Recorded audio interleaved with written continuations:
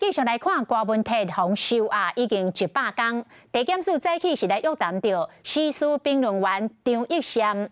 张益善是郭文泰的前幕僚，嘛是民众党的前中央委员。尾也退党，甲郭文泰是一人行一路。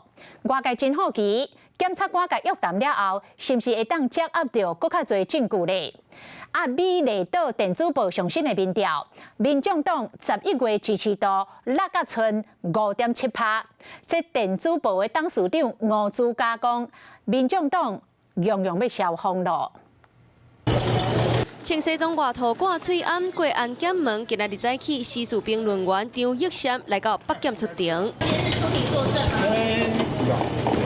应该是吧。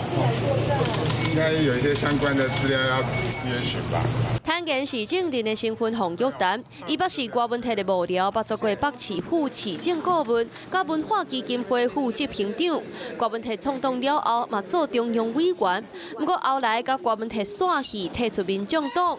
外界好奇，检方约谈张益善，敢会对案件有新的进展？主席不把金额上议员升了吗？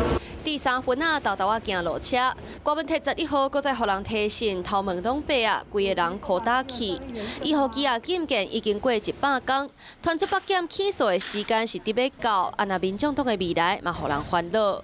根据美丽岛电子报11月政党支持度的民调，民进党31%，国民党20%，民众党敢若剩5.7%，相比顶一个月减2.2%。美丽岛电子报董事长吴朱家分析，民众党敢若有泡沫化现象。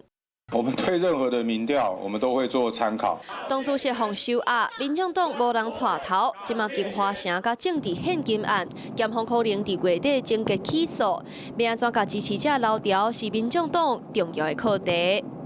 你好，我是宋彦明，想掌握最及时的新闻资讯吗？赶紧订阅、按赞、开启小铃铛，锁定华视新闻 YouTube 频道。